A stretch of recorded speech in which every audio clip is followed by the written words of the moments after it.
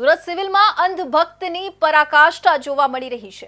હોસ્પિટલમાં stem cell બિલ્ડિંગના gate પર બળાત્કાર કેસમાં આજીવન કેદની સજા ભોગવતા આસારામનો ફોટો મૂકી એક ગ્રુપે પૂજા આરતી કરી હતી।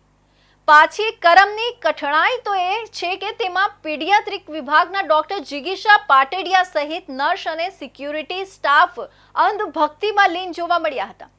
નવરાત્રિમાં માતાજી કે કોઈ ભગવાનની જગ્યાએ આસારામની આરતી થતા સુરત સિવિલ હોસ્પિટલના સુપ્રિન્ટેન્ડન્ટને આ અંગે પૂછતા તેમણે સમગ્ર ઘટનાક્રમ અંગે કોઈ જાણ સુદ્ધા ન હોવાનું અને તેમની પાસેથી કોઈ પણ પ્રકારની પરમિશન લેવામાં ન આવી હોવાનું તેમણે જણાવ્યું હતું।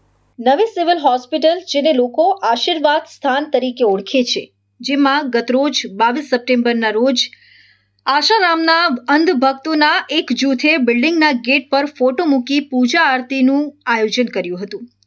આરતી દરમિયાન મંત્ર અને ભજન કરવામાં આવ્યા હતા, જેમાં હોસ્પિટલના કેટલાક ફરજ પરના અધિકારી એવા પીડિયાટ્રિક વિભાગના સિનિયર ડોક્ટર જિગીશા પાટડિયા પણ સામેલ હતા।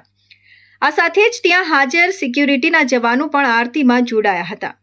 સ્થાનિક લોકો અને સામાજિક કાર્યકર્તાઓએ આ ઘટનાનો વિડીયો પણ ઉતાર્યો હતો। આસારામને 2018માં કોર્ટે બળાત્કારના કેસમાં આજીવન કેદની સજા આપી હતી। ત્યારબાદ 2023માં ગાંધીનગર કોર્ટે સુરતની એક મહિલા સાથેના બળાત્કાર કેસમાં પણ આજીવન કેદની સજા ફટકારી હતી। સુરત સિવિલ હોસ્પિટલની જ સ્ટેમ સેલ બિલ્ડિંગમાં આ પ્રકારની ઘટના બની હોવા છતાં પણ સિવિલ હોસ્પિટલમાં શું થઈ રહ્યું છે તેની જાણ સુપ્રિન્ટેન્ડન્ટ ડોક્ટર ધારિત્રી પરમારને નથી।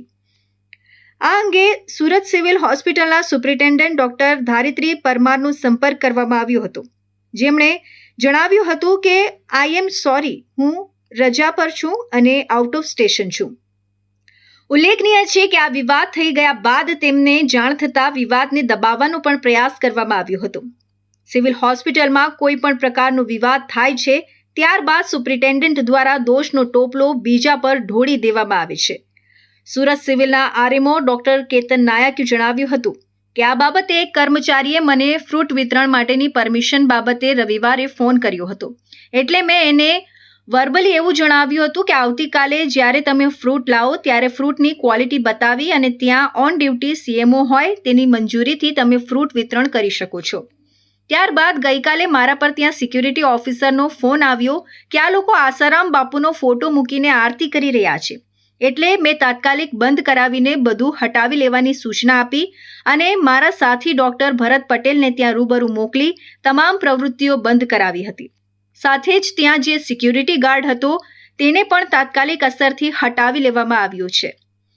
આવી બાબતનું ફરીથી પુનરાવર્તન ન થાય એના માટેની કડક સૂચનાઓ બધાને આપી છે અને કોઈ સિક્યુરિટી ગાર્ડ ફ્રૂટ વિતરણ માટે જાય તો એની લેખિત મંજૂરી વગર ન થાય એ પ્રકારની સૂચનાઓ આપી દીધી છે, જેથી કરીને ભવિષ્યમાં આવી કોઈ ઘટનાઓ બને નહીં।